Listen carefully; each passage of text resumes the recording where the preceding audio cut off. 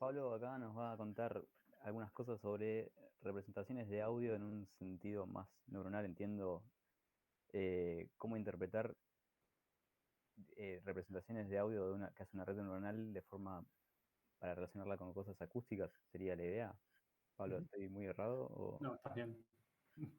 Entonces, Pablo trabaja en el Laboratorio de Inteligencia Artificial Aplicada, que capaz que si hay algunos de DSP acá, ya charlamos un poco de ese laboratorio, que es medio que el lugar para o uno de los grandes lugares para seguir trabajando en la parte más de investigación, si les gusta el área de la carrera relacionada al procesamiento de señales. Sobre todo él trabaja con procesamiento de señales musicales y de habla orientado al reconocimiento de emociones y estados mentales. Así que, Pablo, cuando quieras. Buenísimo.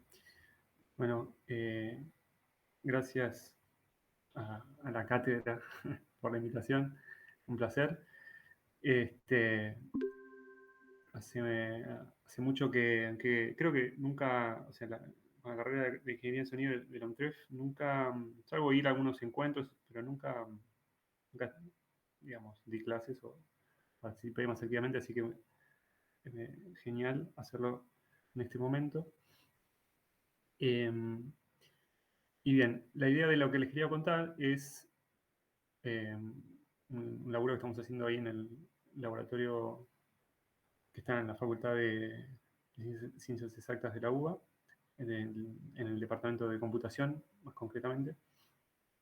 Y eh, ahí hay un grupo de procesamiento de habla, más que nada, originalmente, pero bueno, de a poquito está viendo más líneas que tienen que ver con audio en general, procesamiento de audio.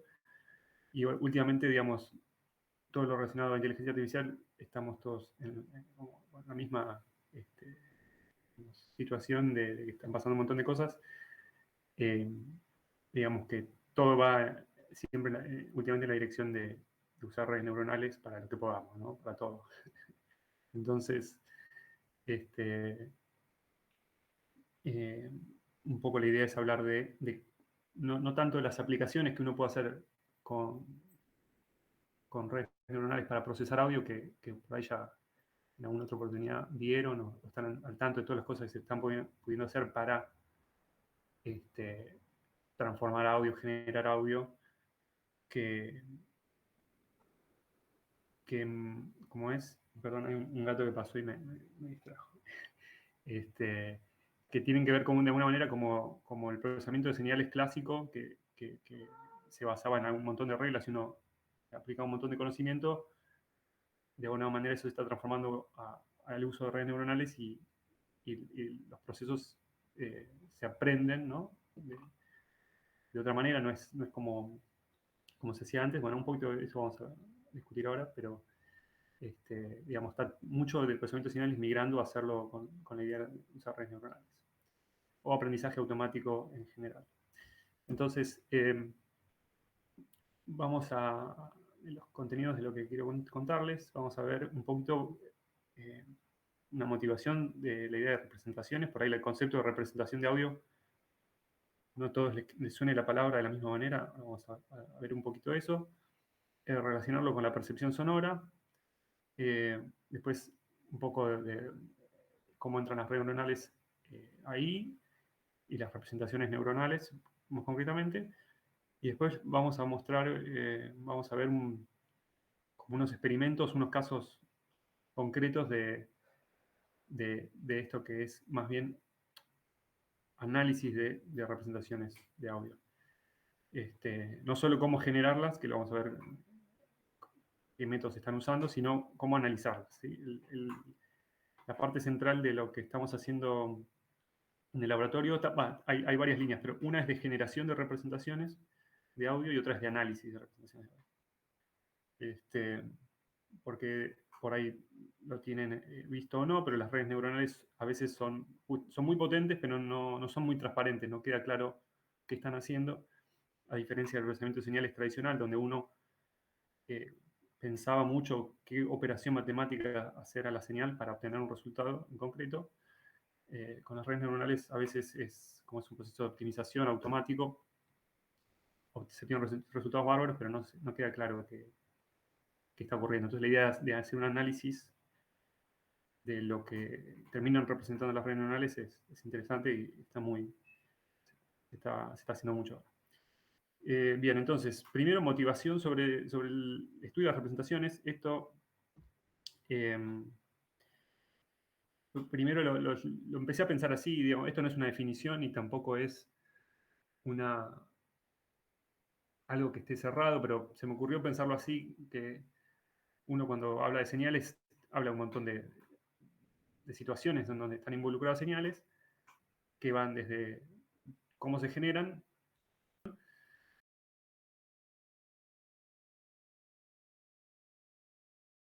cómo se propagan, y después cómo se procesan,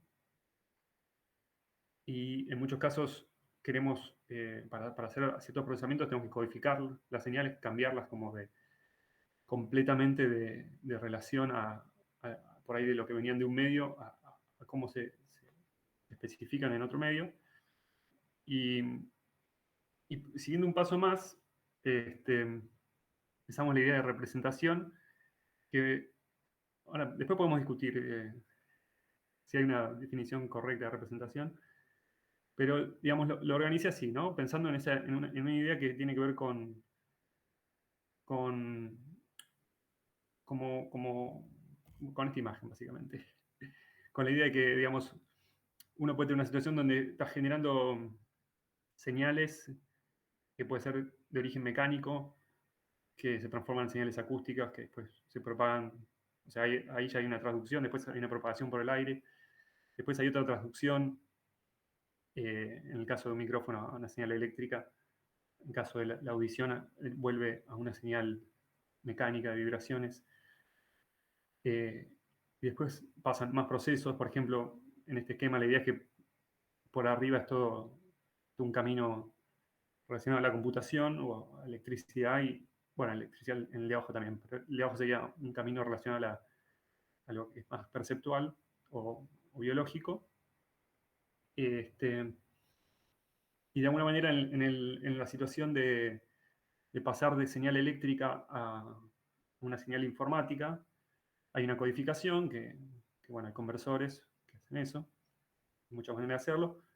En la periferia auditiva también hay una codificación, se transforma la señal de vibraciones, ¿no?, en el fluido a señales eléctricas en las células que después terminan codificando la señal en disparos neuronales. Y, y después tenemos, una vez que está codificado, una manera de procesar esa información. En el caso de la computación con procesadores, como ahí es un diagramita de una placa de video, que es lo que usaríamos hoy para usar redes neuronales. Y en el caso nuestro usamos el cerebro para procesar las señales que salen del oído, también como hay trenes de disparos de potenciales de acción, ¿no?, de la fibra auditiva que envía toda la información al cerebro y ahí el procesamiento hace todo lo que nos permite eh, percibir el sonido en todas sus expresiones. Entonces, un poco este camino, de alguna manera, eh, me parece muy interesante verlo así porque como es también medio histórico, ¿no? De alguna manera, al principio se estudió eh, la mecánica, después la acústica, después la electricidad. Acá puse los típicos simbolitos de las equivalencias o las analogías, los sistemas mecánicos, acústicos y eléctricos, que de alguna manera todo este paradigma es el procesamiento de señales como analógico, ¿no?, digamos, y que es cronológicamente está bien, ¿no? De alguna manera al principio vinieron las leyes de la mecánica, después los fluidos, después la electricidad, eh, y después aprendimos muy en paralelo cómo trabajar con electricidad y también cómo funciona el sistema nervioso, el sistema auditivo. Acá en la parte de codificación, por ejemplo, para la audición está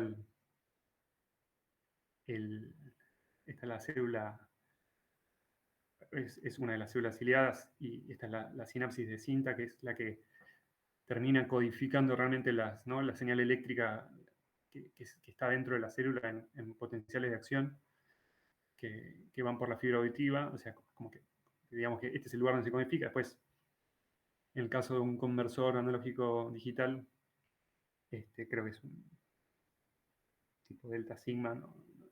No tengo mucho conocimiento sobre conversores, pero uno puede hacer un paralelismo en cómo una señal de potenciales de acción neuronal, que es como el dibujito se parece de alguna manera a cómo codifica la amplitud un conversor de estos, perdón, por densidad de pulsos, ¿no? Y cuando uno tiene la información ya codificada de esta manera, uno puede procesarla. Acá estoy poniendo el ejemplo, por ejemplo, en el camino abajo de una red neuronal, un montón de nodos que van procesando la señal en diferentes etapas. Pero podría ser cualquier algoritmo de procesamiento de señales, ya en el universo de la computación, algún algoritmo digital. Y en el universo biológico serían, bueno, redes neuronales biológicas que hacen algún tipo de computación también, eh, con otra lógica un poco, pero... Y finalmente lo que tenemos después en este esquema sería la idea de una representación del sonido abstracta que muchas veces puede ser algo que estamos muy acostumbrados, como decir, bueno, perceptos sonoros muy obvios, como fuerte, suave, y mismo más preciso decir la intensidad sonora, o la altura, la afinación, etc. De alguna manera es información que representa el sonido, ¿no? O si grave, agudo. Usamos mucho nuestras palabras, ¿no? Para definir muchas veces y representar sonidos. Y en el mundo de lo biológico uno puede acercarse, ¿no? A cómo se representa el sonido utilizando un montón de experimentos psicofísicos o de psicoacústica que posiblemente conozcan, donde uno le habla a un humano. O sea, la interfaz es preguntarle a un humano que escucha, ¿no? O darle sonidos y ver cómo mueve una perilla. Uno accede a la representación del sonido de esa manera, ¿no? Interactuando con el cerebro de una persona que está escuchando sonidos y le está pasando algo internamente. Y en el mundo de lo digital, después de que, por ejemplo, usamos una red neuronal, lo que tenemos es una codificación o una representación neuronal del sonido, y lo podemos analizar con algunas técnicas, que es lo que vamos a ver hoy. y de alguna manera podemos ver cómo organiza los sonidos una red neuronal, en principio. Y este es una esquemita de un dibujo, básicamente, de cada color es un sonido, perdón, cada punto es un sonido, y están desparramados en el espacio, y los colores hacen referencia a una calidad, a una cualidad que tenía ese sonido. Pues va a haber más ejemplos de eso. Entonces, para seguir hablando un poquito de la parte perceptual, hay unas cosas que uno lo puede aplicar a casi cualquier cuestión perceptual, que es la idea de que uno tiene como cuestiones que son invariantes, que es decir, por ejemplo, en el caso del sonido, podemos tener dos sonidos con la misma nota, ¿sí? Entonces eso esa invariancia nos hace pensar que la nota es algo, ¿no? El hecho de que puedan cambiar atributos de un sonido y otros quedar quietos, es como que hace que eso exista de alguna manera. Es una propiedad que en la física también ocurre, que tiene que ver con las simetrías y con los invariantes. O sea que nuestra percepción se adecua a eso muy bien. Entonces, por ejemplo, bueno, las notas es algo que sentimos, que podemos cambiar la nota y dejar fijo el instrumento, o podemos dejar fija la nota y cambiar el instrumento, con la intensidad lo mismo.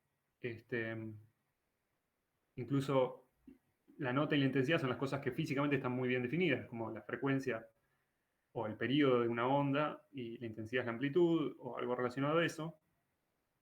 Y, y por ejemplo, la otra cualidad sonora que queda fuera muchas veces, que es el timbre, una manera muy fácil de definirla es todo lo que no es, ¿no?, ni la nota ni la intensidad, ni la altura ni la intensidad. Entonces,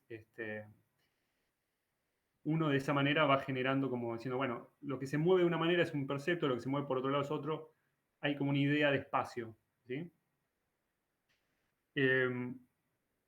Y después otro detalle más es el detalle de la resolución, o las diferencias apenas perceptibles, que tiene que ver con esta idea de, bueno, imagínense, este punto A es un sonido, hay toda una especie de región alrededor de ese punto A, que son sonidos muy parecidos que por ahí no los distingo. Para mí suena igual, pero eh, matemáticamente o uno podría medirlo por una metodología y ver que el sonido, o acústicamente, lo que sea, no era igual, ¿no? Pero yo lo escucho igual. Y la forma en que, cuánto hay que cambiar una dimensión sonora para efectivamente sentir un cambio, es una cosa súper interesante, se estudia un montón, obviamente, para cada dimensión por separado, ¿no? Entonces, obviamente, sobre por ahí intensidad, altura, o modulación mismo, modulación en amplitud, por ejemplo, hay un montón de cosas que se saben, y sobre timbre también se estudió mucho, lo voy a comentar, por ahí alguno ya lo vio, cómo estudiar el timbre. Lo cuento pues unas cosas que hice hace muchos años en el laboratorio de acústica de la Universidad de Quilmes. Uno hace experimentos donde básicamente agarra un par de sonidos, ¿sí?, y se pregunta cuán parecidos son, en una escala, por ejemplo, del 1 al 5. Entonces, esa tarea es súper interesante porque de alguna manera uno empieza a hacer el trabajo esto de comparar sonidos, de pensar cuán parecidos son, cuán cerca están en un espacio, y es ya un camino hacia la representación de los sonidos, ¿sí? Más compleja, no solo la representación de la nota y la altura, que son como dimensiones clásicas, sino que uno podría tener representaciones totalmente arbitrarias.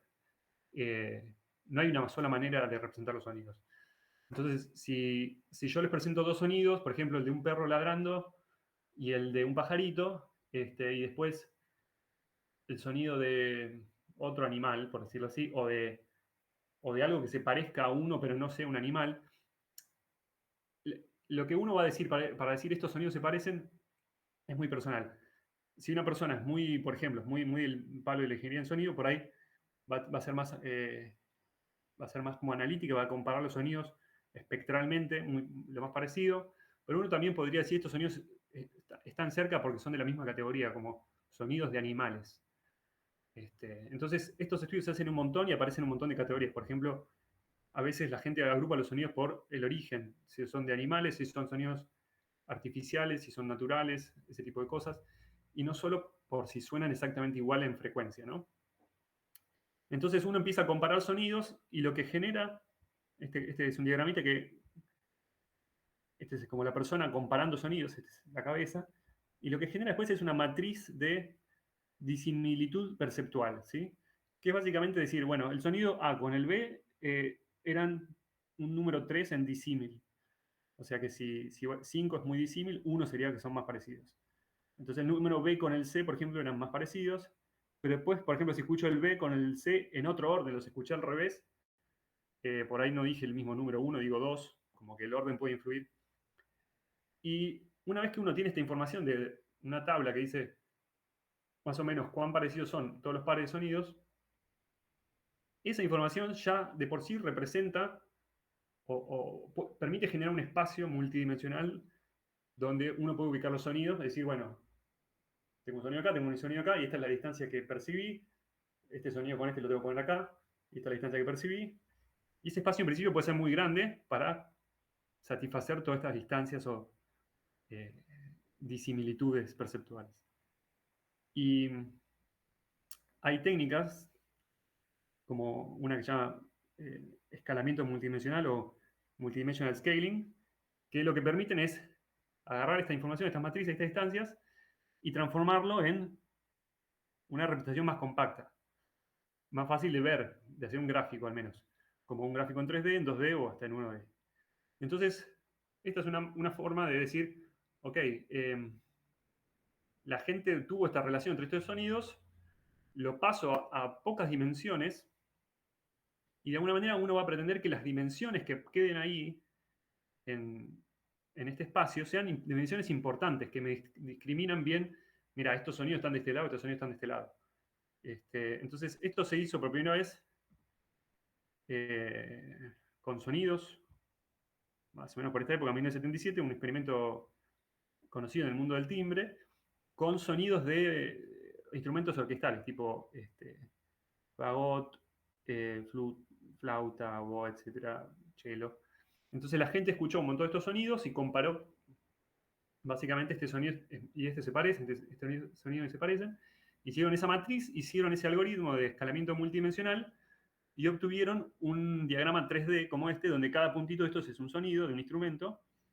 Y en teoría, los que están más cerca son los que la gente jugó que están más cerca, que se parecen más. Y al mismo tiempo, lo interesante del análisis no es solo hacer eso, sino ver qué tienen en relación, por ejemplo, los que están de este lado con los que están de este lado, o sea, estos ejes, ¿no? Por ejemplo, el eje 1, que es el vertical, dice que está relacionado a la eh, distribución de energía espectral, o sea, es que, básicamente el brillo. Entonces, los que están más arriba posiblemente tengan más brillo. Hay que ver si esto para arriba es más o para abajo es menos. No queda claro. Pero muted, un trombón ensordecido suena que no tiene tanto brillo, está en esta zona abajo, y el oboe por ahí tampoco es tan brillante, y en cambio un French horn es más brillante, o el cello, posiblemente. Y después tenemos otras dimensiones, como la dimensión 2, que es la que va izquierda a derecha, que es el tiempo del ataque, ¿sí? Entonces, y uno puede hacer esto con diferentes tipos de sonidos y diferentes participantes, con diferentes formas de escuchar, y va a encontrar todo el tiempo diferentes dimensiones. De todas maneras, aparece muy seguido que lo que tiene que ver con el brillo, es decir, algo que tiene mucha información espectral o poca, como el ancho de banda de alguna manera, eh, versus el tiempo de ataque, es algo que siempre aparece en general como principales dimensiones que tienen que ver con el timbre. Después hay un montón más, obviamente. Hay dimensiones de modulación, eh, dimensiones que tienen que ver más con el movimiento específico de los armónicos. Bien. Entonces, hasta acá estamos con la idea de representaciones perceptuales. Hay infinitas representaciones perceptuales posibles. Uno puede hacer experimentos y obtener diferentes formas según cómo arme esos experimentos. Posiblemente si uno hace un experimento y lo hace con mucha gente, por ahí haya cierto tipo de acuerdo, pero estas cosas varían en principio. Después, pensando más menos en lo perceptual y en el mundo de la acústica, hay ciertas representaciones que nos son muy útiles y son como, las queremos mucho, ¿no? Y son muy buenas, como los espectrogramas o el análisis de Fourier en general, porque básicamente uno se da cuenta que el oído hace algo parecido, entonces representar la información de un sonido de manera espectral está bárbaro, sobre todo en el tiempo-frecuencia, porque podemos ver la evolución de la información espectral. Y en particular, bueno, está el caso del Mel Spectrogram, el espectrograma de escala Mel, que lo pongo acá porque lo voy a usar después, lo voy a mostrar después, que es simplemente llevar la relación de las frecuencias a una escala más parecida a la perceptual, ¿no? Donde básicamente la frecuencia no es un análisis lineal de frecuencias, sino que se mantiene constante el ancho tipo Q constante, ¿no? Más o menos. Entonces, esta sería como la representación acústica del sonido. Uno diría, bueno, pero justo el espectrograma Mel pierde un poco de información con respecto a la señal original, ¿no? Pero una señal en el tiempo, ¿no? En el dominio del tiempo y la señal en tipo espectrograma, sabemos que tienen la misma información, no se pierde nada. Uno diría, bueno, esa es la mejor representación que puedo tener, porque no perdí nada. Pero en realidad, bueno, lo que uno quiere en realidad al representarlo tipo esto, es justamente perder información y quedarme con información útil para cierto propósito. Por ejemplo, acá me interesan los sonidos orquestales. Entonces, la idea es como con el procesamiento de señales en general, o en particular con redes neuronales, es ir un paso más del espectrograma y empezar a combinar la información de, de una señal, no solo en términos de una base de Fourier, tipo,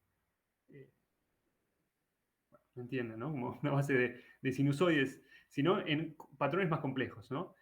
Y una red neuronal es muy buena para hacer eso porque básicamente, de hecho, puede tomar como entrada un espectrograma y empezar ahí a encontrar patrones y patrones cada vez más complejos, como decir, ah, mira, acá hay un glissando de estos armónicos que se mueven así, o esto tiene un ataque de tal manera, este armónico va a calcular solo la red neuronal lo que le sirva para el propósito que uno la arme, ¿no? Entonces vamos a hablar un poquito de eso. Ah, no, me salté en realidad lo que viene antes de las redes neuronales.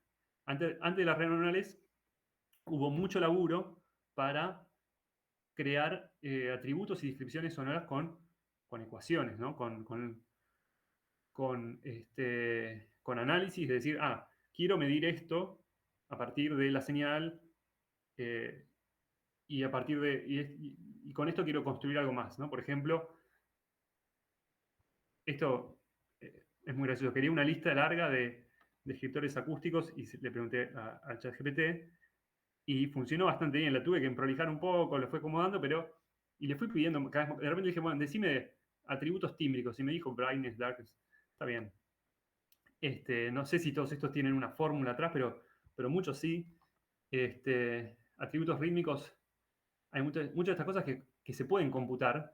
Y todo esto justamente es pre la idea de aprendizaje automático. Todo esto uno lo puede computar con una fórmula, con un algoritmo, todas estas descripciones y usarlas, obviamente, en el caso que las necesite para representar el sonido para cierto propósito, ¿no? Y este laburo sigue siendo fundamental, se sigue usando esto en muchos casos porque las redes neuronales tienen otros problemas, no es que solucionan todo, pero, pero nada, es genial que esto me lo dio ChatGPT. O sea, anda muy bien. Bueno, anecdótico. Entonces, pasando esta situación, nos metemos en las redes neuronales y lo voy a simplificar así. Después, si hay tiempo, que alguien quiere preguntar más sobre redes neuronales, porque, no sé, tiene alguna duda del tema, lo podemos ver después, pero para simplificarlo, podemos pensar que básicamente, si uno piensa en un filtro FIR, tiene la señal, ¿no? Y una respuesta de impulso, que son estos coeficientes B.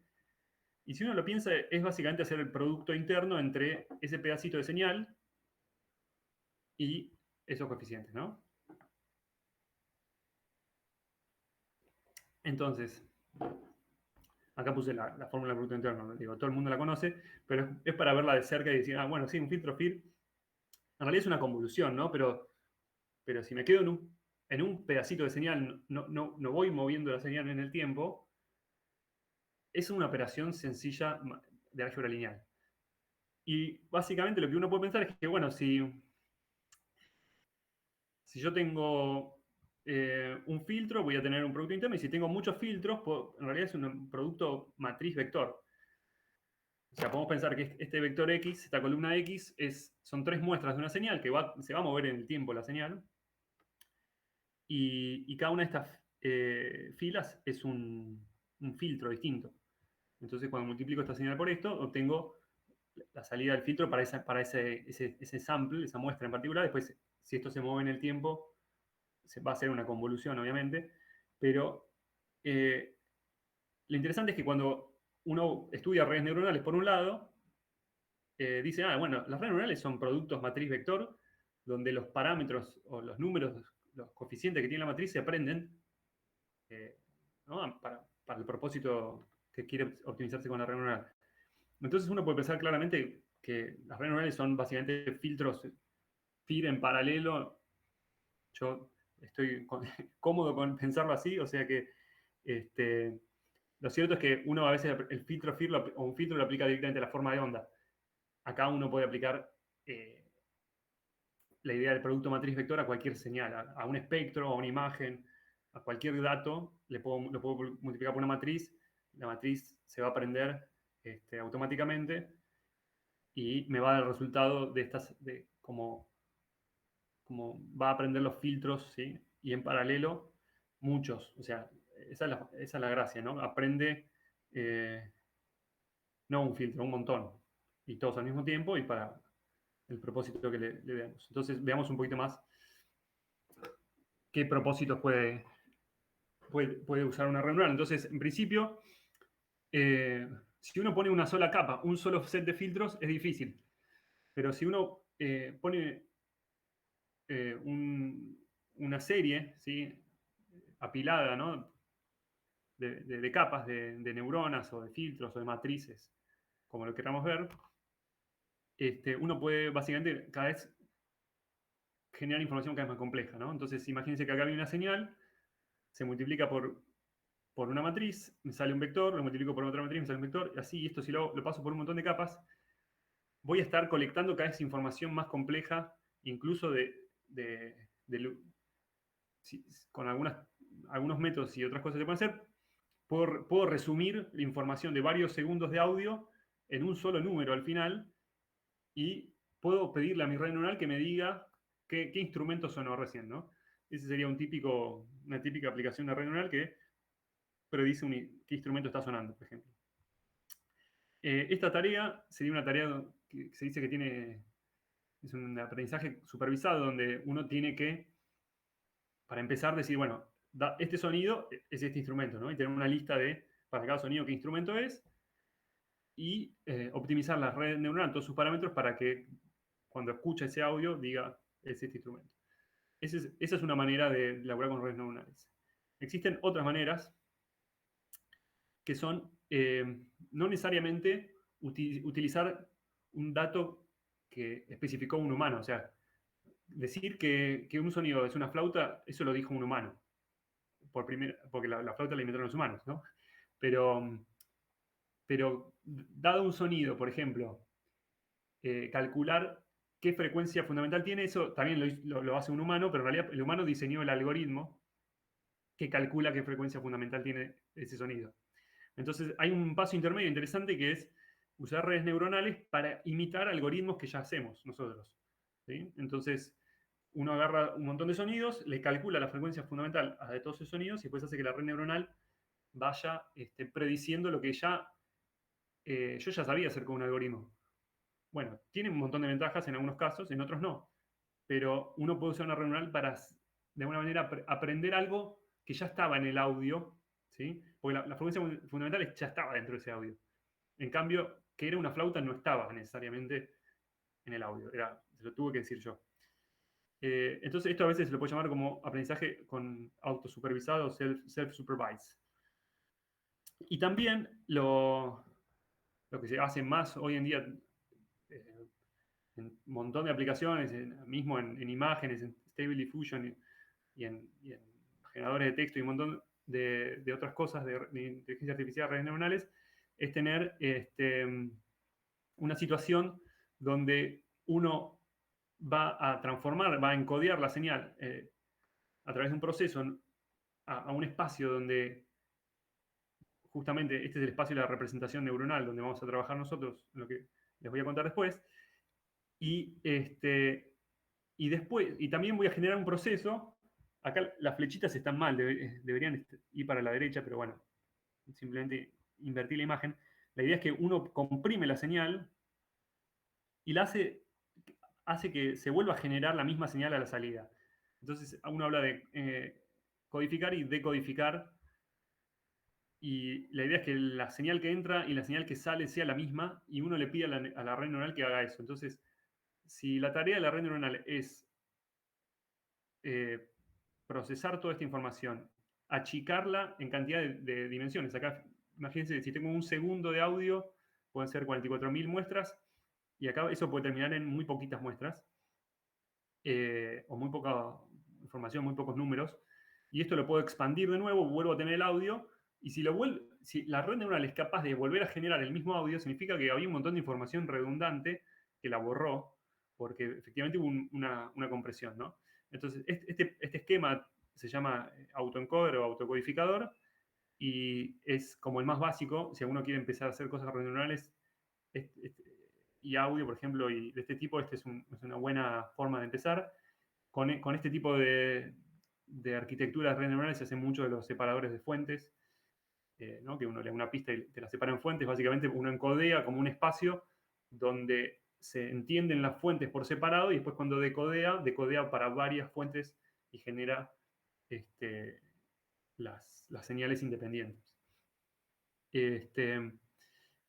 A ver qué viene ahora. Bien, este es un ejemplo de un autoencoder que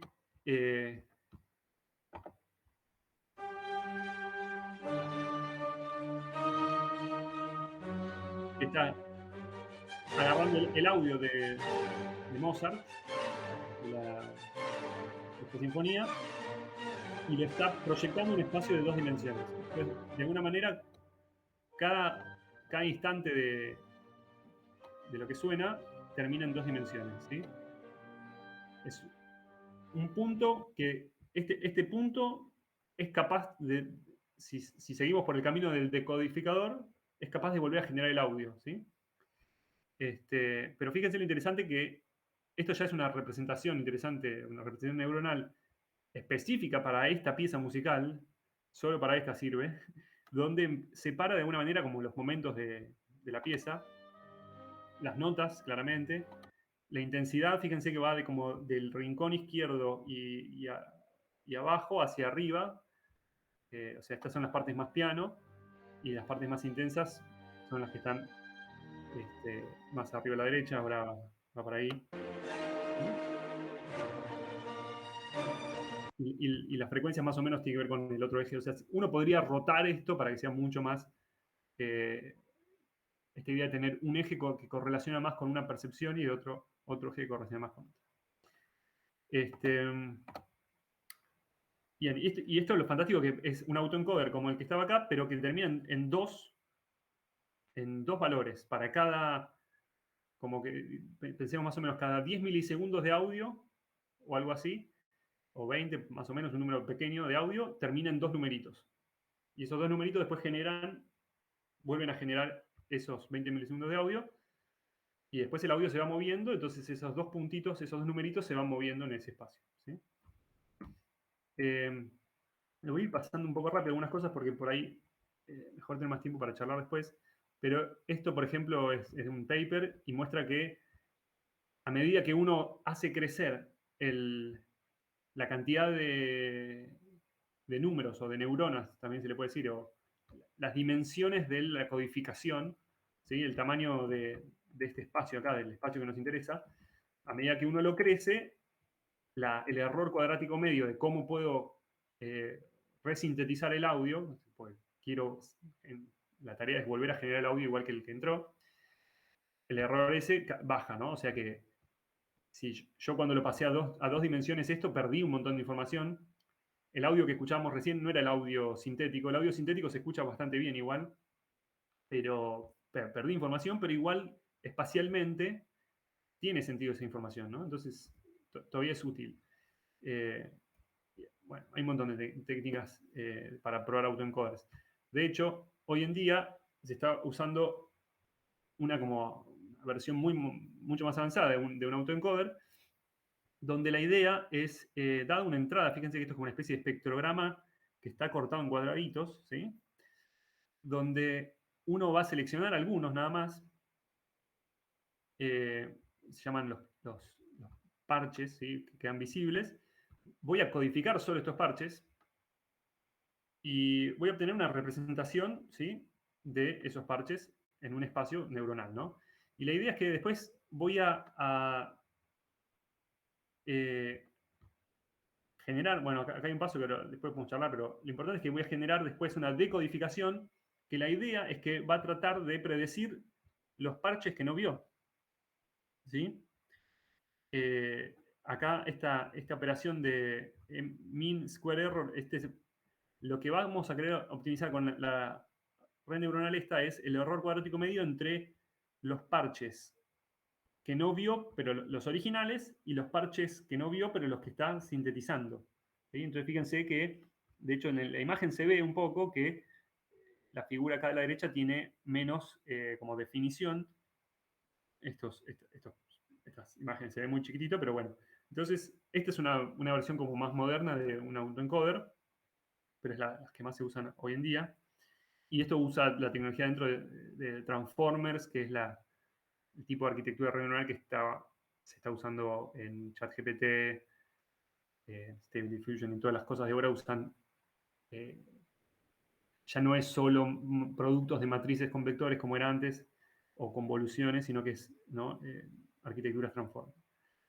Este detalle lo podemos obviar por el momento. Entonces, en los últimos años salieron un montón de representaciones neuronales generales de audio. Es decir, como que la idea es que decir, no quiero aprender solo a modelar la altura, o solo la intensidad, o solo por ahí alguna cuestión tímbrica muy específica de instrumentos de orquesta.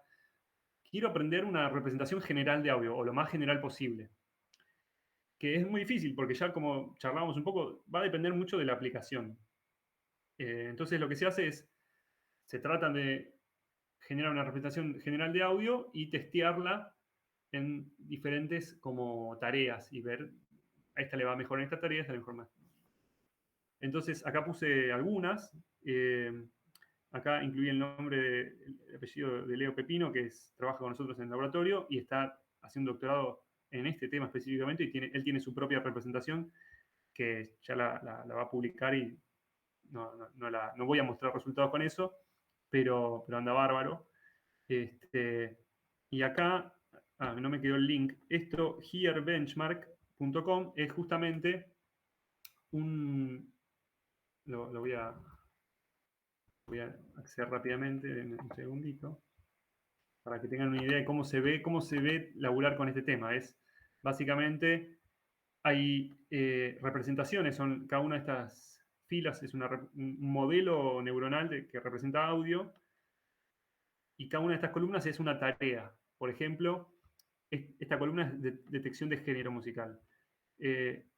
Esta columna es triangular ruidos de armas. Esta columna creo que es contar cuánta gente está hablando. Esta columna es de música, por ahí es transcribir a partituras. Como que esta de acá es detectar el pitch de instrumentos. Son un montón de tareas musicales o de sonido distintas y uno quiere agarrar y decir, bueno, mi representación es capaz de, le va en tal tarea con tal valor y en otra tarea le va con otro valor. Estos son puntajes, mientras más alto mejor en general. Entonces, esta es la idea de decir, tengo una representación general de audio, que le vaya lo mejor posible en todas las tareas. Y es difícil hacer eso porque uno cuando va a representar una colección de sonidos, si las quiere representar justamente en un espacio muy chiquito, algo va a perder. Y si quiero representar todo, bueno, tiene que ser un espacio grande. Y bueno, uno podría decir, bueno, usa el espectrograma, que en realidad ahí ya está toda la señal en el espectrograma, ¿no? Pero el chiste es que el espectrograma no tiene diferenciado todo lo que a nosotros nos parece útil, como decir, la nota está en el espectrograma, claro que está, pero no está lista, hay que hacer una cuenta. O qué instrumento es, de qué familia de instrumento es, no está a la vista en el espectrograma. Entonces uno quiere una representación donde haya muchas dimensiones, 700 dimensiones, miles de dimensiones, que encodean diferentes cosas y de alguna manera uno puede usar esa representación para después aplicarla en una nueva tarea y que le vaya lo mejor posible. Entonces, brevemente, cómo funcionan algunas de estas representaciones, porque esto ya es cada vez más sofisticado, no es solo un autoencoder la manera en que lo hacen. Por ejemplo, hay un montón de trucos. Hoy en día el laburo de laburar con redes neuronales y encontrar buenas formas para que aprendan y superen la performance de los algoritmos que ya están, muchas veces es como pensar en trucos. Acá el truco que dijeron es, voy a agarrar un sonido, el sonido X sub i, y lo voy a mezclar con otro sonido XK, pero como con un volumen más bajito, ¿no? Entonces, por ejemplo, imagínense que tengo, para hacerlo fácil, el sonido de una flauta, y XI y XK es el sonido del viento. Entonces, claro, si le pongo a la flauta un poco de sonido de viento, bueno, justo la flauta tiene como un sonido ambiente, ¿no? En general. Va a seguir siendo una flauta, pero con un poquito de variedad, ¿no? Y lo mismo se hace con la flauta y le agregándole otra cosa, como la flauta y un ruido de coche que pasó. Él sigue siendo una flauta, pero con algo más. Y también le cambian un poco el pitch, le cambian la velocidad, hacen variaciones de ese sonido flauta, y después lo que hacen, lo pasan por unas redes neuronales, posiblemente Transformers, una arquitectura muy, muy moderna, muy grande, y lo que le van a pedir es que la representación que se genere, que ya no es un vector como veíamos en el autoencode de 2 neuronas o de chiquitito, sino que es un vector muy grande, 700 dimensiones, por ejemplo, uno le va a pedir que esos vectores sean parecidos, por ejemplo. Entonces, yo metí una flauta con variación, meto otra flauta con otra variación, pasan por una red neuronal y voy a decir, che, yo te varié estos sonidos, pero déjamelos cerquita, porque yo sé que son el mismo, es una flauta en realidad. Esta es una técnica.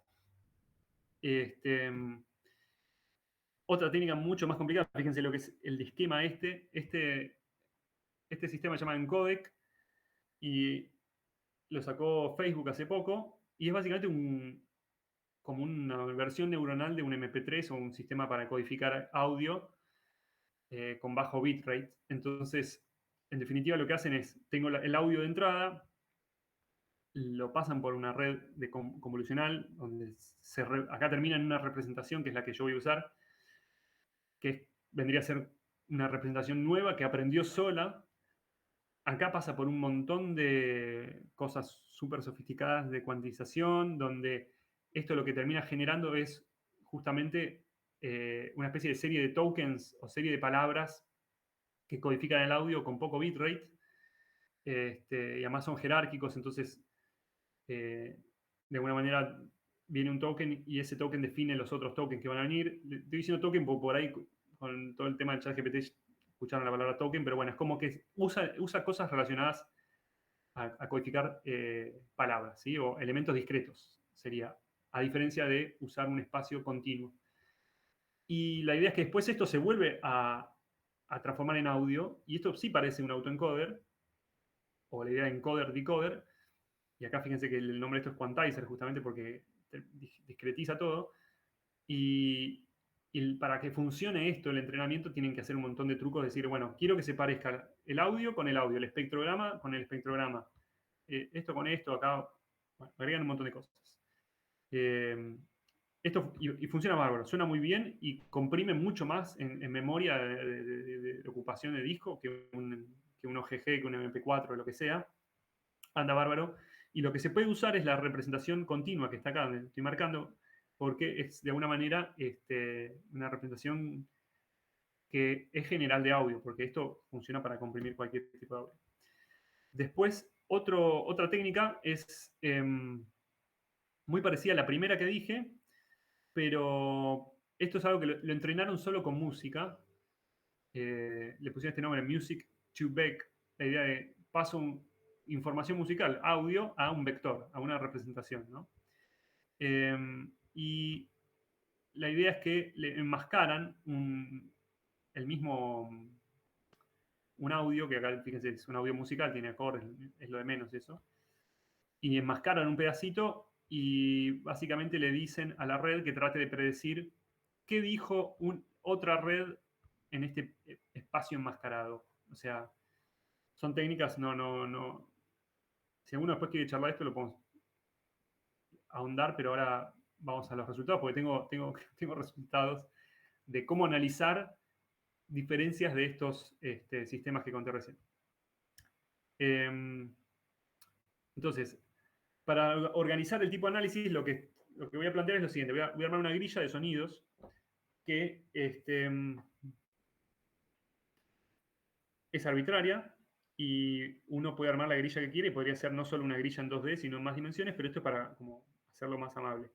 Entonces tenemos abajo a la izquierda sonidos graves. Perdón, bajen el volumen. Si está muy fuerte yo puedo bajar igual de acá un poco. Abajo a la izquierda sonidos graves con sonidos armónicos. Acá van a ser un poco más agudos. Y arriba va a tener, ¿cómo es? Más armónicos. ¿Sí? Más brillo. Entonces, armé una grilla, fíjense, que está espaciada linealmente en una escala logarítmica de frecuencias, porque uno ya sabe que de alguna manera la percepción de frecuencias a nosotros nos queda bien que sea logarítmica, ¿no? Entonces, tenemos una grilla así. Entonces, lo que vamos a hacer es, cada sonido de estos, fíjense que los sonidos violetas son los graves, los rojos son los agudos, los chiquititos son los que más opacos y los más brillantes son los grandes. Cada uno de estos sonidos los vamos a pasar por una representación de audio y vamos a usar un algoritmo que proyecta en 2 dimensiones esa representación. Por ejemplo, para ver primero, un MEL spectrogram, ¿no? Esto es un espectrograma.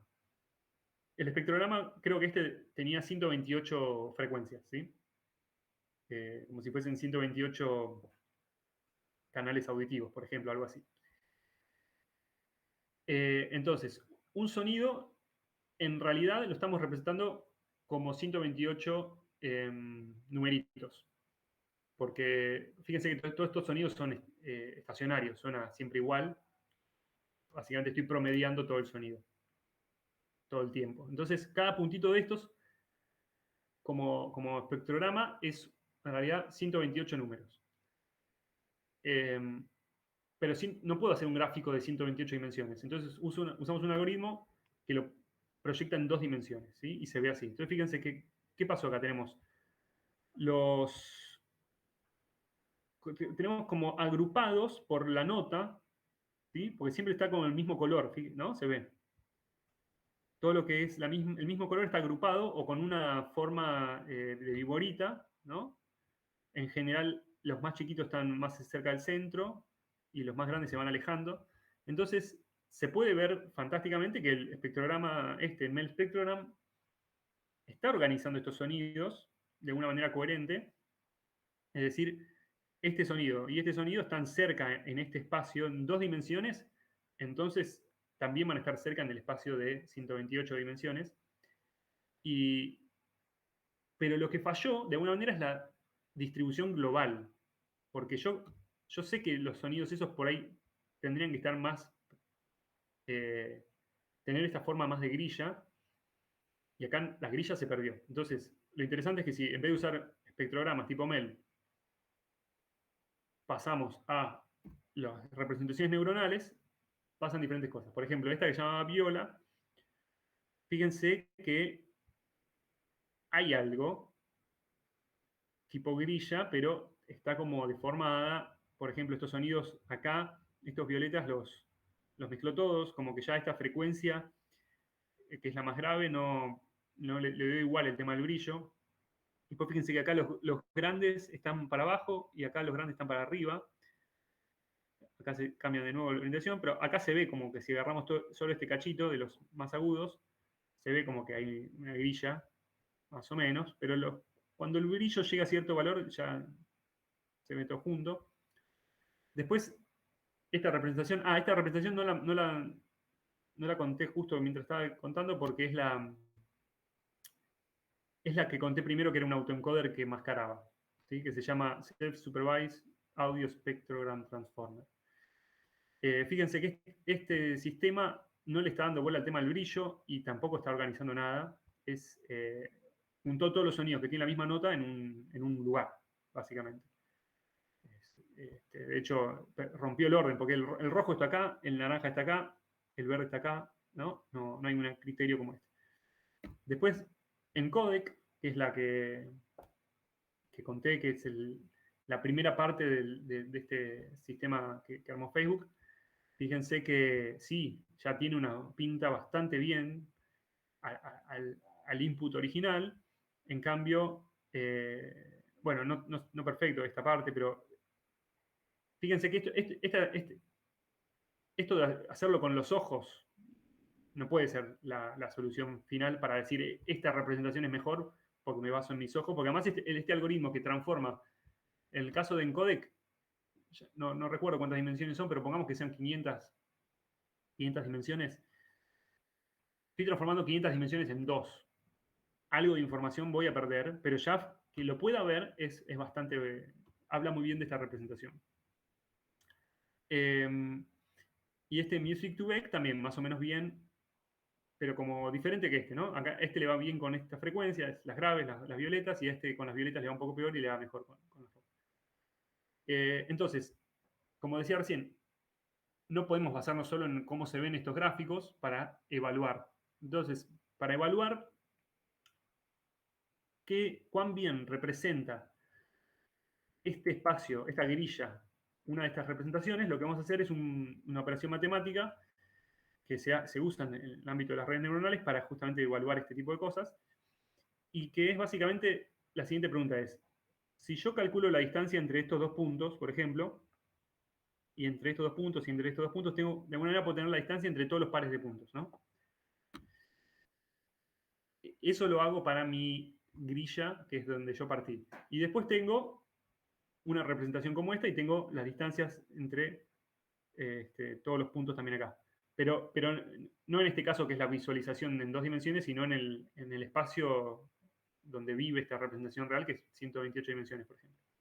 Entonces, al tener todas las distancias del original, que sería de la entrada, y del representado, puedo ver todos esos pares de distancias, cuánto se parecen entre sí, qué correlacionados están. Y eso se llama como Area Representation Similarity Analysis. Y básicamente este esquema que está acá dice eso, agarro esta distancia, y las comparo con esta distancia, que sería como la equivalente a esta distancia sería equivalente a esta distancia. Comparo dos representaciones. La idea es que una representación la conozco yo, la armé yo, en 2 dimensiones, podría haber sido otra, y la otra representación es una representación neuronal que está en un montón de dimensiones. Entonces, al correlacionar todas estas distancias entre los pares, puedo ver cuán bien se preservó esa grilla en el espacio de la representación neuronal. Y si hacemos esas cuentas para los que vimos recién, por ejemplo, el MEL spectrogram, fíjense, da un valor de 0,1, es bajo comparado con el resto, o es como pensar como una correlación, es una correlación muy baja. Viola no dio mucho mejor, este spectrogram transformer tampoco, y el encodec, fíjense, le da muy bien, que visualmente era que ya se veía que había pinta de grilla, ¿no? Y este Music to Vec también le da más o menos bien, un poco más alto que el resto. Entonces, con este valor, esta operación que se llama Linear Center Kernel Alignment, uno puede medir de alguna manera cómo está en un espacio que tiene un montón de dimensiones que no se puede visualizar realmente, uno puede ver cómo lo que uno le metió se transformó. Entonces, acá se rompió todo en estos y para el encodec no se rompió tanto, ¿sí? Entonces, podemos decir que lo que es frecuencia fundamental y frecuencia de corte, el encodec lo mide más o menos bien. Acá vamos a cambiar de sonidos, otro espacio sonoro donde tenemos modulaciones en frecuencia, no, en amplitud. Hay frecuencia de modulación alta, baja, no, perdón, sí, y profundidad de modulación alta y profundidad de modulación alta también. Entonces, este es otro espacio, que fíjense que acá ya no es tan perceptual este espacio. Por ahí el otro que tenía frecuencia de corte y frecuencia fundamental era un poco más perceptual. Este hay que estudiar, no estoy tan seguro qué pasa con la profundidad de modulación, porque si la profundidad de modulación fuese 0, todos los sonidos son iguales, porque no están modulados. Entonces, este espacio no es una grilla perceptualmente. Sin embargo, lo armé como grilla y quiero ver qué hacen las representaciones neuronales. Y fíjense qué loco que primero acá a la derecha, el que mejor le va, el que mejor representa esa grilla es este Spectrogram Transformer, que está representando muy bien la grilla, fenómeno, pero el resto le da más bajo porque el resto posiblemente está representando algo más perceptual, que es que todos los sonidos que tenían profundidad de modulación baja, que son los violetas, están más cerca, porque no importa la frecuencia de modulación que tenés si te estás modulando poco, ¿no? Y en cambio, cuando aumentás la frecuencia de modulación, que son los rojos, la profundidad de modulación, ahí se separan más y entonces y están ordenados por frecuencia. Y esta es la representación de Music to Beck, que no le da un valor alto porque no es una grilla, pero perceptualmente en realidad es esto. Yo lo que debería hacer acá es, en vez de una grilla, voy acá a poner otro, diseñar esto como con un abanico posiblemente, así se parece más a este y poder decir Music to Beck está representando un abanico. ¿Sí? Después lo mismo con sonidos FM. Acá el que le da mejor es este viola, que representa bien la grilla FM, pero de nuevo, perceptualmente no debería ser una grilla. FM ahora es profundidad de modulación y modulación en frecuencia. ¿No? Fíjense que modulación en frecuencia, el MEL espectrograma lo estoy matando, porque el MEL espectrograma, si vemos una señal en un espectrograma, cómo se modula en frecuencia, sabemos que vamos a tener la señal, ¿no?, de los componentes de las parciales subiendo y bajando. Y yo estoy haciendo un promedio de eso. Entonces, estoy rompiendo la modulación realmente en el MEL espectrograma. En cambio, Viola o Music to Beck, también estoy haciendo un promedio, pero como son representaciones que están representando bien el sonido, sabe que de alguna manera hay una modulación, no son representaciones totalmente locales donde cada ventana de audio solo codifica lo que pasó ahí, sino que son representaciones que están codificando todo el audio entero. Y eso se puede ver en este ejemplo, porque yo hago un promedio y la idea de que hay una modulación en frecuencia la están obteniendo, sobre todo estas dos que les fue mejor. Entonces, fíjense que hay un mix, ¿no? Cada representación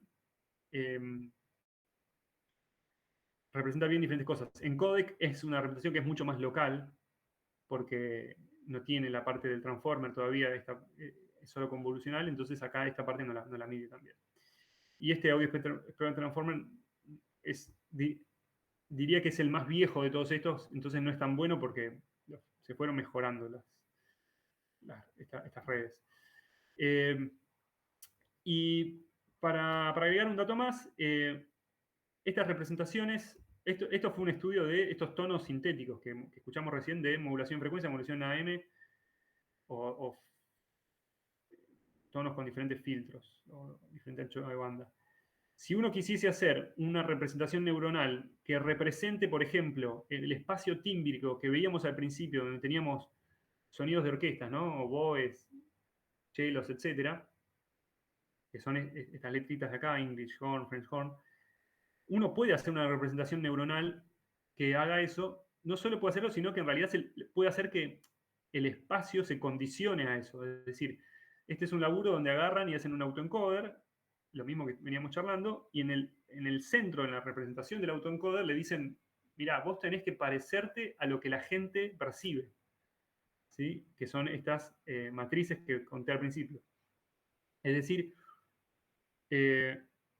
uno puede tratar de llevar a las representaciones neuronales para que imiten a lo que los humanos percibimos.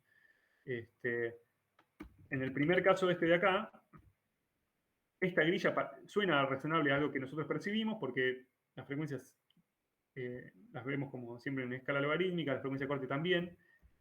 Y entonces en codec, acá por ahí estaba haciendo algo bastante perceptual, o este también. Pero lo otro lo inventé yo, no es perceptual. En cambio, si uno quiere realmente meterle la información perceptual, se la puede meter a la fuerza. Que la red neuronal aprenda a machear con lo que la gente opinó de los sonidos, ¿no? Y tengo algo más que es muy parecido, pero en vez de, lo voy a pasar rápido, en vez de hablar de sonidos continuos o sintéticos, como mostrábamos recién, que iba aumentando la frecuencia y el filtro, por ejemplo, acá son sonidos concretos, son instrumentos, por ejemplo, electronic bass, synthetic bass, acoustic brass, y con diferentes notas. ¿Sí? Esto es una base de datos que tiene sonidos con diferentes instrumentos, diferentes timbres y diferentes notas. Y los colores son la familia del instrumento y las notas el tamaño del circulito. Entonces fíjense que el espectrograma MEL mezcla todo. En realidad está siguiendo más bien a la nota. Acá están las notas más graves, las más chiquitas, y las notas más graves están por acá. Pero los instrumentos están todos mezclados. En cambio, si pasamos a viola, fíjense, viola separa bien muchos instrumentos. Algunos se los confunde más. De hecho, hay sonidos con diferentes intensidades acá, y no estoy graficando la intensidad, entonces por ahí se confunde cuando son bajitos, cuando tiene intensidad bajita, hay que ver eso. El Audio Spectrum Transformer no le da mucha bola a los instrumentos, le da más bola a la nota. Acá están las notas más chiquititas y acá las más grandes. En codec le está dando más bola a los instrumentos, está, ¿no?, agrupando la mayoría de los instrumentos por el mismo color, y las notas las tiene mezcladas, más o menos, no hay una estructura clara de las notas. Y este Music2Vec también es una mezcla, tiene por momentos algunos colores juntos y las notas medio desparramadas. No es muy claro. Bueno, entonces, ¿qué análisis hacemos acá para saber qué representación de estas está eh, agrupando, por ejemplo, mejor los instrumentos o mejor las notas? Agrupando se refiere a lo que se ve acá, ¿no? Este viola, yo diría, bueno, lo que es el instrumento rojo, que era Electronic Organ, lo agrupó perfecto. Le quedaron algún par por acá lejos. ¿Cómo puedo cuantificar eso?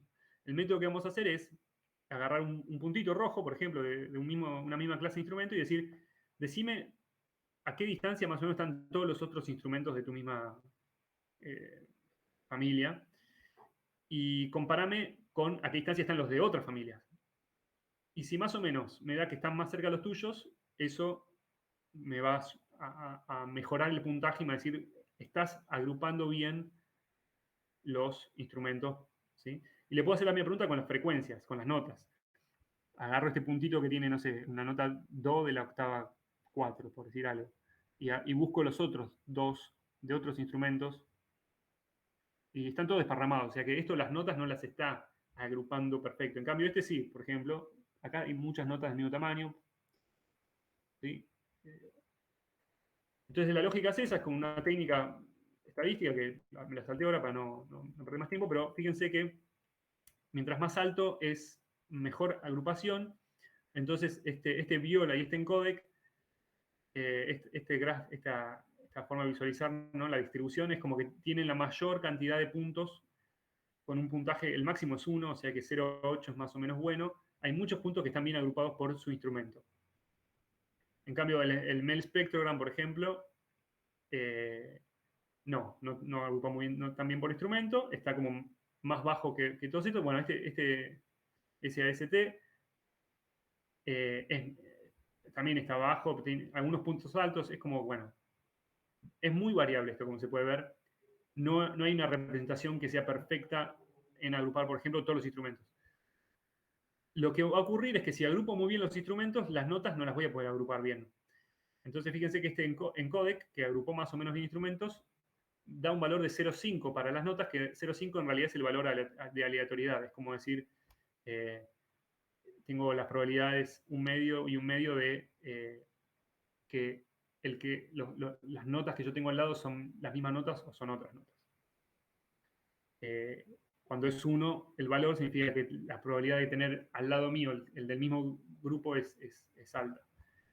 Y los que agrupan bien notas, ninguno agrupa muy bien notas, por ahí este SAST tiene algunas notas muy bien agrupadas, pero no todas. O sea, esto es toda información de estadística. Y vamos a terminar acá, si bien tenía una figura más que tienen que ver con un laburo que publicamos hace poquito con gente del laboratorio, con Leo Pepino y algunos más, que es exactamente el mismo análisis que les acabo de contar, pero en procesamiento del habla, donde cada puntito de estos es una vocal, por ejemplo, es una A, o esto es una U. En vez de usar instrumentos, usamos vocales. Y este es el mapa por ejemplo, de las formantes. Este es un mapa acústico de cómo se distribuyen las vocales. Acá no hay ninguna red neuronal. Le pusimos colores para que se vea interesante nomás. Y lo transformamos con una red neuronal y lo pasamos a 2 dimensiones y vemos que más o menos hay una coherencia de los colores. El gráfico es solo para la parte como cualitativa. Después repetimos todas las métricas que les conté recién. Así que prefiero que charlemos más y haya preguntas y todo, y cualquier cosa sigo mostrando esto.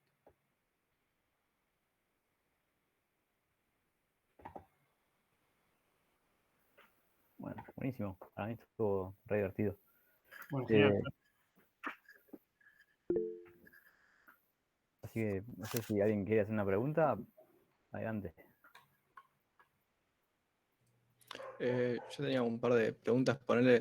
Estaba pensando que, por ejemplo, estamos haciendo esta reducción de dimensionalidad y por ahí usas algún algoritmo para hacer. Ahí también, ¿qué algoritmo usás? También por ahí puede llegar a influir, o eso está controlado, digamos, en los análisis. Buena pregunta. Por ejemplo, acá justo aparece el nombre del algoritmo, en este caso, que se llama UMAP, ¿sí? UMAP es el nombre del algoritmo. Si a alguno le interesa hacer este tipo de gráficos, use UMAP, está muy bien, es lo que más se usa hoy en día. Y la pregunta está bien porque es lo que decíamos antes. El espectrograma tiene 128 dimensiones en realidad, ¿no? Cuando lo paso a 2, con esta técnica que se llama UMAP, y por ahí lo rompí todo. El algoritmo tiene culpa, ¿no? De que no se vea bien esta imagen. Hay maneras de tunear el algoritmo con parámetros para que esta imagen se vea por ahí un poco mejor. Y uno puede hacer eso si quiere conseguir una buena imagen. De hecho, esta que les mostré acá, posiblemente yo la tuve que tunear un poquito para que se vea bien la imagen y decir, che, miren, el verde está arriba, el violeta oscuro está abajo y el violeta rosita está más a la derecha. Yo tuve que tunear un poco esto para que se vea así. Pero la gracia es hacer los cómputos, por ejemplo, estas métricas que veíamos acá, estos valores. La idea es hacerlos sin usar este algoritmo que pasa a 2 dimensiones. Es hacerlo en el espacio de la representación original, que tiene 128 dimensiones, 512, 1000, etc. Entonces, en realidad, la pregunta es sobre ese algoritmo solo tiene impacto en esta parte visual, en decir, ok, esto podría estar mejor visualmente, quizás, pero no es para tomar. Los algoritmos estos de reducción de la dimensionalidad uno los usa para como a medida que va laburando para tener una idea de qué está pasando. No deberías usarlo para sacar conclusiones fuertes, deberías tratar de hacer algún método que use el espacio original, idealmente. Buenísimo.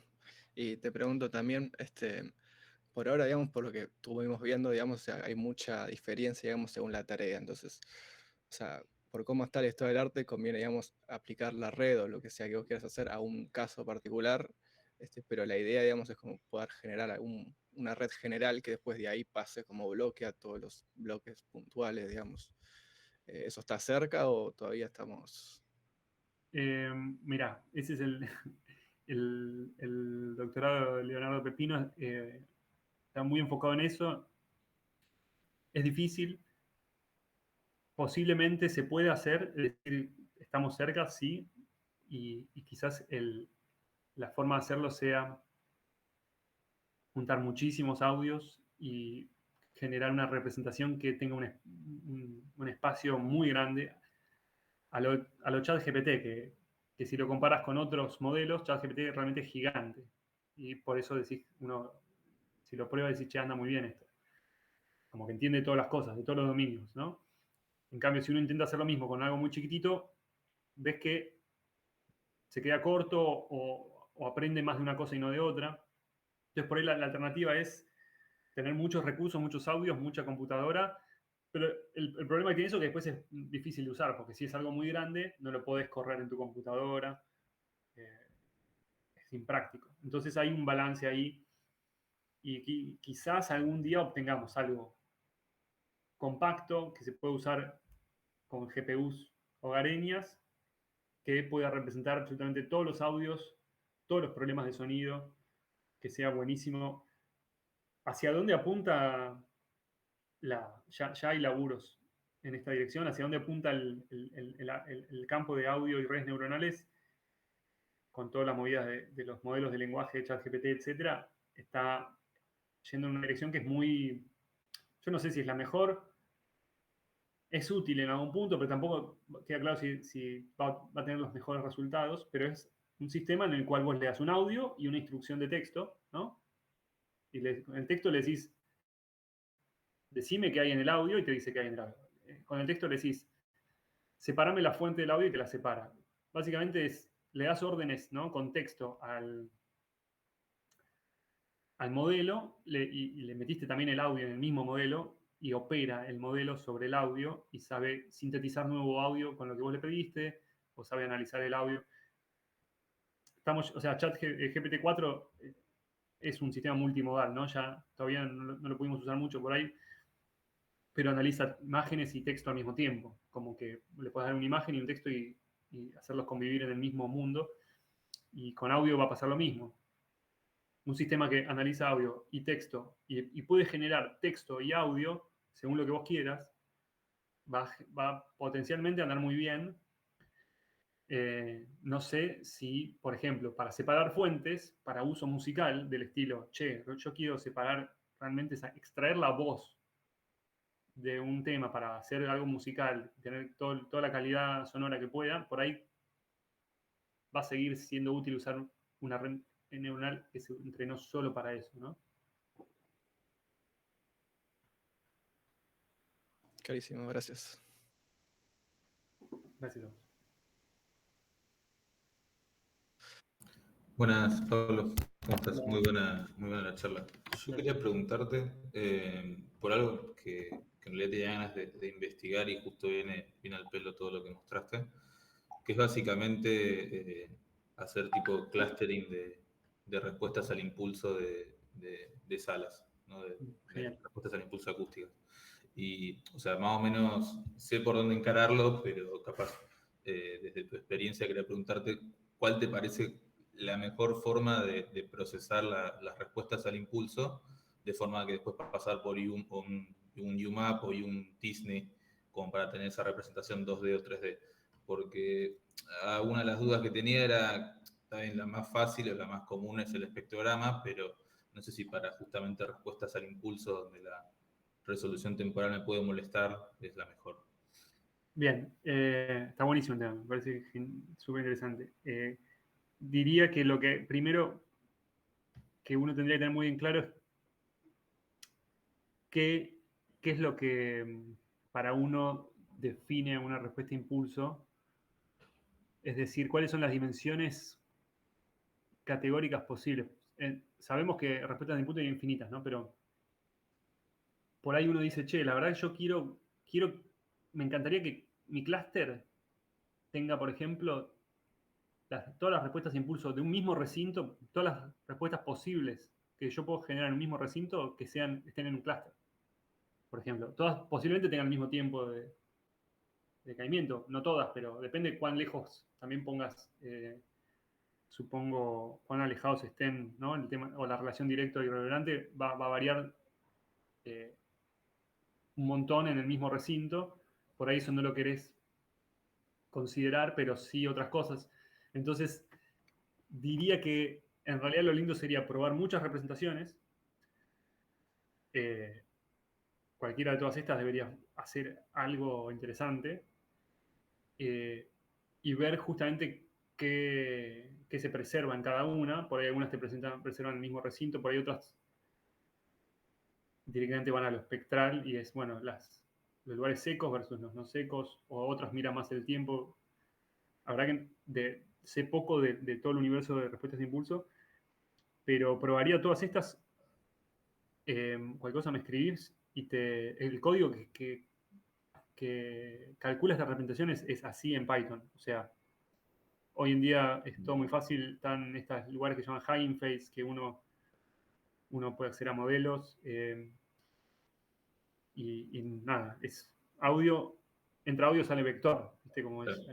es trivial. Y es para pensarlo, no tengo una respuesta definitiva de decir esta representación es ideal. Quizás sí haría, porque me parece que vale la pena, por ahí ya lo tenés hecho, ya lo hicieron, es un laburo clásico, medirle a las respuestas de impulsos todas las propiedades tradicionales, los descriptores clásicos. Claro, eso también había pensado de hacer, o sea, tener como ahí un mapa de características de muchas dimensiones con todas las características de la sala, o sea, parámetros acústicos, y Total. después con toda esa matriz, bueno, llevarla a 2 o 3 dimensiones. Pasa que eso sería más un... O sea, lo que me gustaría hacer en realidad es simplemente con la respuesta al impulso en audio, como que el, el encoder Claro. se encargue de encontrar lo que sea pertinente de la respuesta al impulso para ubicarlas. Como que mi idea es que se agrupen en un mismo sector de la representación 2D o 3D las respuestas al impulso de salas que sonarían parecidas. Pasa también es Claro. medio difícil cuantizar qué es que dos salas suenen parecido. No, bueno, está bien. Parecido. Por ahí sí, una representación que no se aleje mucho de un espectrograma. Como, porque en definitiva, por ejemplo, problemas de eh, como que si cambia algo en una respuesta de impulso, vas a sentir que cambió. O sea, me refiero a que si tenés un instrumento y tocas dos notas distintas, decís, bueno, es el mismo instrumento, no importa que cambió las notas. Pero si cambiás los parámetros de la respuesta de impulso del estilo del tiempo o el perfil espectral, es como que sí, bueno, siempre me estoy alejando ¿en qué dimensión podés tocar de una respuesta de impulso y sentir que no te alejas de cómo suena esa sala? Sería la pregunta. Ok. Quizás si cambias el directo reverberante, te da la sensación de que seguís en la misma sala, solo que te estás alejando de la fuente. O sea que pasa que por ahí la respuesta de impulso que medís vos le podés sacar el tiempo del directo y ya está, es lo mismo. No sé. Okay. Está bueno, hay que pensar un montón de cosas.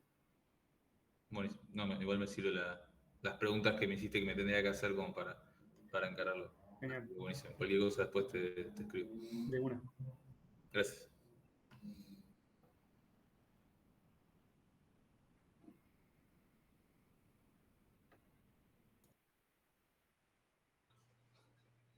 Yo te pregunto de nuevo algo que me surgió ahí cuando estaban hablando con Nahue, que yo de lo que sigo de audio, así de IA, que en general se trabaja mucho con espectrograma, ¿viste? Y como que se toma muchas cosas de computer vision, de cosas que ya están y como que se les aplica audio, digamos, y como que Sí. termina funcionando, ¿no? Pero digo, no hay alguna, o sea, hay cosas, pero como para explorar en el formato de audio en sí, digamos, tipo convoluciones en una dimensión y todo eso, Y mira, se hace.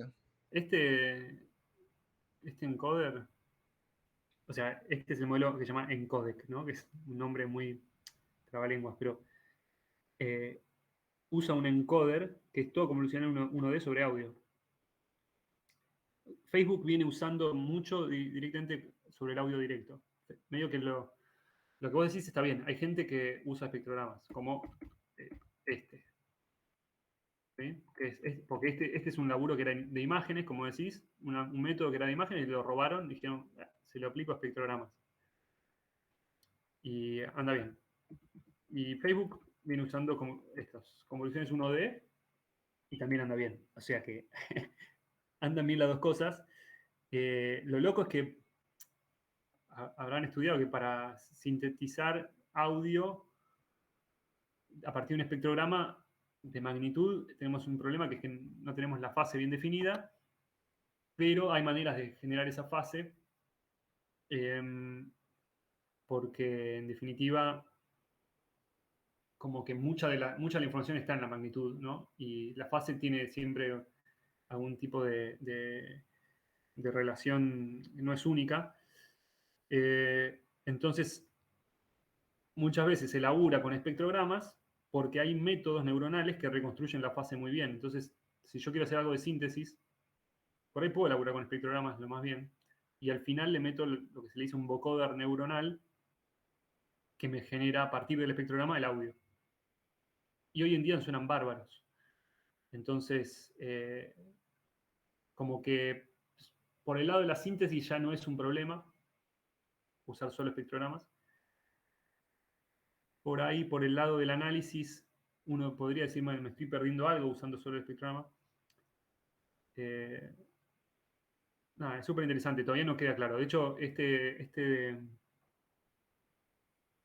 que le estoy diciendo acá, el encodec, que se ve en la imagen, no sé si, no, en la imagen es solo según espectrograma. Pero me parece que ni siquiera usa el espectrograma de magnitud, usa la parte real y la parte imaginaria del espectrograma. Es decir, está guardando la fase, porque en realidad, claro, este sistema está entrenado para justamente codificar audio y poder resintetizarlo y que suene igual. Es como un nuevo formato de archivo, ¿no? Querés descomprimirlo y que suene igual. Entonces ahí le pones la fase. Pero en otros casos, como el primero que estaba antes, el dibujo, no, la fase no está. Y acá es una representación de audio que no tiene idea de la fase, pero bueno, funciona más o menos igual. Igual, fíjense que es la que peor andaba en estos ejemplos, ¿no? Es la... Bueno, acá andaba más o menos bien. Pero es esta, ¿no? No le da mucha... No es muy buena con... Le da más bola a la nota que al instrumento. Y igual la fase... la pregunta es, ¿qué cosas de la fase son importantes, ¿no? Para la percepción, para muchas cosas finas de música, supongo que sí. Si vos tenés sonidos grabados con alta calidad y mezcla de sonidos y no querés que haya cancelaciones y cosas así, y escuchás todo con mucha buena calidad, las fases las cambias un poquito y te das cuenta, pero muchas veces cambias la fase de las cosas y no te das cuenta. O sea, es un tema, está bueno eso. No, sí, yo porque, no sé, ponele... o sea, está bien que, como decís vos, que hay los vocoders Wavenet, hay algunos que ya suenan muy bien, digamos, pero nada, o sea, pero lo que me mostraste lo puedo investigar, digamos, que tipo, mismo para aprovechar todo lo que sabemos de señales nosotros, digamos, como que veo que se toma mucho de imagen y por ahí está bueno pensar que se puede hacer desde audio en sí, digamos, ¿no? Sí, cada tanto hay alguien que propone algo más de audio, o tratan de generar filtros. Claro, yo vi uno que es con Syncness, se llama, que Eso, justamente usa, total. ¿viste? O sea, Claro, que pero pero no funciona, güey, entonces me parece raro, o sea, es como, ¿cómo? loco, sí. Sí. Porque sale algo y por ahí funcionó, pero después viene alguien con una técnica nueva en imágenes que funciona mejor y como que vienen siempre antes las imágenes. Entonces, como que salta la imagen con algo cualitativamente mejor, entonces hay que adoptarlo. Y por ahí, una vez que estés ahí, sí puedes hacer la variante para audio. Por ejemplo, este de acá, por ahí con parte real y parte imaginaria, también funcione, y funcione mejor quizás. No lo sé. O sea, es como decir, bueno, agarro la idea esa y le agrego. Pero tampoco es mucho más complejo decir, el espectrograma no es solo la magnitud, es parte imaginaria, pero listo. Pero después hay que ver en qué aplicación, porque encima lo que pasa es que lo probás en estas listas de tareas, tipo detectar género. Y por ahí para detectar género da todo lo mismo. Entonces hay que encontrar una tarea donde el audio quieras que sea mucho más específico, más nítido todo, más, no sé, que haya alguna claridad. Que en general son las de síntesis, ¿no? Uno se pone muy quisquilloso con un sonido, pues si tiene artefactos sonoros, una síntesis, decís, che, no, esto está fallando, hay que mejorar eso. Y habrán visto ahora todos los que sintetizan habla nuevos, que suenan muy HD, o sea, así que en principio es como que, sí, a mí siempre me genera la misma inquietud, no habría que hacer algo de que tenga más cuidado con el audio, pero bueno. Porque además ponen en imágenes, vos elegís, ponen, haces STFT o MEL o Q constante, qué ventanas, hay todos factores, digamos, Sí, de decisión humano, digamos, que por ahí una red que solo entrena audio tendría poder. Pero sí, termina funcionando mejor esto, digamos, parece. sí, debe haber ejemplos, por ahí no lo sé, debe haber ejemplos donde hay que tener cuidado con el audio. Bueno, sobre todo ese encodec es muy de audio porque quiere comprimir y regenerar el audio tal cual, ¿no? Y ese no usa un vocoder. Generalmente los vocoders los usás cuando sintetizás espectrogramas, justamente. Tipo para habla. O los de difusión ahora que hay que generan música, también sintetizan espectrogramas. Es lo que vos decís, copiaron difusión tipo Stable Diffusion para audio. Y en realidad no, en realidad metieron espectrogramas en donde antes había imágenes. Y la parte del vocoding la hace después al final medio separado. También puede ser porque puede ser efectivo y es rápido. Laburar con audio tiene frecuencia de muestreo alta, es difícil. En realidad hay un grupo que está haciendo algo que creo que es la misma gente de Stable Diffusion, que están tratando de hacer un generador de audio de alta calidad, o sea, 44 o 48, con técnicas de difusión, y suena lindo. Y usan la forma de onda, creo, no sé, no estudié, pero suena lindo en el sentido que salen sonidos que decís, che, este sonido lo inventó una máquina y lo escuchás y es un sample, está bueno, o sea, no tiene artefactos, no suena como medio robótico. Creo que se llama Harmon-I. Harmon-I. A ver. Esta gente. Harmon-I. Es una comunidad y todo open source, así que digamos, vale la pena. AI by Musicians for Musicians. Pablo, una pregunta con respecto a lo que dijiste, a lo que estabas charlando, de que, bueno, que por lo general se trabaja solo con la magnitud del espectrograma y después se reconstruye con un vocoder. ¿Hay experimentos de trabajar, por ejemplo, en vez de pasar la magnitud del espectrograma, pasar la parte real y la parte imaginaria como si fueran, no sé, dos matrices concatenadas a la entrada y ver cuál es el resultado? O sea, ¿hay beneficios de hacerlo así o medio que no? Bueno, sí, el encodec hace eso. Ok. Porque quiere justamente preservar bien el audio. Para representaciones como genéricas, por ahí no hay ningún beneficio, depende del caso, porque la pregunta es en qué situación la fase es vital. Por ejemplo, para todos los sonidos tipo ruidosos, estocásticos, tipo cosas así, ¿no? Si descartás la fase y lo resintetizás, no va a sonar la misma señal, va a sonar como otro ruido filtrado distinto y se escucha que no es el mismo y se escucha que tiene artefactos, porque es como que estadísticamente la red lo resuelve como diciendo, bueno, ruido filtrado, por decirlo así, pero no es lo mismo que pasa cuando uno pone, ¿no? Todas esas variantes que uno puede hacer, que por ahí la señal con su fase específica tiene algo de información y quizás te mejore, sí, te mejore. Capaz que estaría buenísimo hacer un vocoder con parte real y parte imaginaria. El tema es que ahí tendrías que agarrar todos los sistemas que ya existen de síntesis de espectrogramas y decirles, ahora tienen que sintetizar parte real e imaginaria también. Claro, la mayoría sintetiza espectrograma de Mel, así que... Claro. Entonces, yo probé hacer autoencoders. Ese de Mozart que vimos antes, eso lo armé con un autoencoder de espectros muy básico, con la magnitud en logaritmo, ni siquiera era MEL, era STFT o la FFT. Y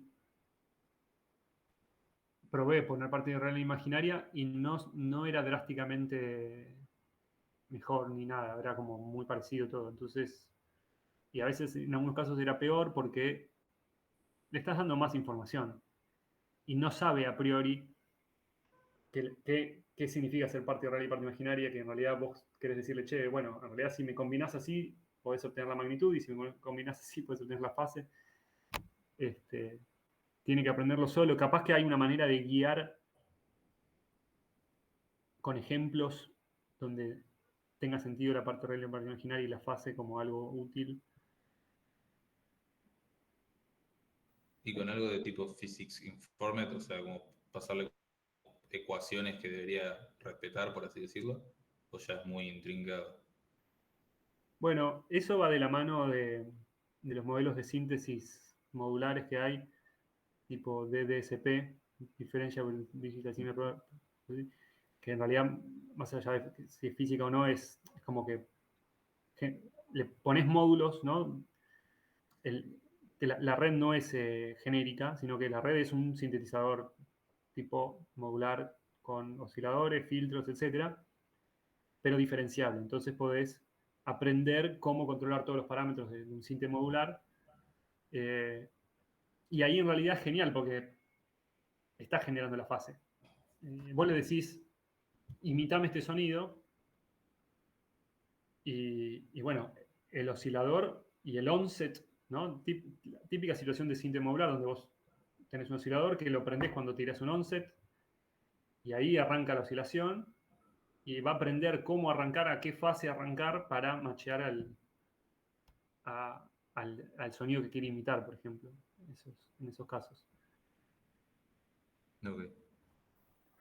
Y una consulta, directamente arrancar con una representación como otra transformada que tenga ya como que sea parte de la fase de la misma transformada, no sé, me imagino una DST de tiempo corto, una cosa así, Mm. que no tiene parte imaginaria de esa transformada, directamente es real. Entonces la fase está metida en la misma representación de la matriz que tenés de entrada. ¿Eso no te podría ayudar de alguna forma? ¿Dijiste coseno o DFT? No, poner una transformada del coseno discreta hecha así, ventaneada también. Vi poco y, o sea, no tengo una respuesta porque lo- yo lo probé, lo intenté también en su momento. No me acuerdo qué pasó. Te soy sincero que para mí hace falta mucho laburo que por ahí, y me incluyo, gente probó y quedan en el olvido porque no funcionó. Pero lo interesante Claro. sería saber por qué no funcionó. Sí, a mí siempre me generó dudas un poco por qué siempre es la STFT la idea más natural para meter una red neuronal como si fuera una imagen, una señal de audio, y por qué no se prueban otras transformadas que capaz que eh, por ser reales te sacan de encima el problema de la fase ya porque está solucionado por la misma transformada. Totalmente. Me quiero tratar de acordar qué pasó, porque un día me acuerdo cuando venía probando estas cosas y encontré la transformada coseno y dije, no te puedo creer, no la tenía tan registrada. Dije, no puedo creer que es inversible y vuelve a generar, ¿no? Es como, eh, no hay pérdida si no tiene ese problema. Y la probé y no me acuerdo qué pasó. A mí, no, quizás justo con la DST, como comprime tanto, quizás es como que me da la impresión de que quizás es muy poca información de entrada, quizás un espectrograma es mucho más denso y la red tiene mucho más de lo que aprender de ahí que una representación tan comprimida. Pero sí, obvio, hay que probar y ver bien qué onda. Sí, sería Bueno, genial. Como decía, posiblemente no haya todavía libros con toda esta información como bajada a tierra, bien clara. Eh, Hay muchos papers y avanza tan rápido que la gente va directo a lo que funciona y falta análisis. Así que, nada, todo lo que quiera hacer laburo de esto y analizar está buenísimo. no, está bueno, está bueno.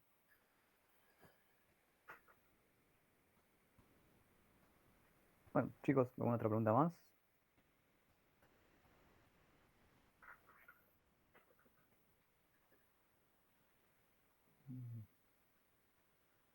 Bueno, creo que no, ¿no?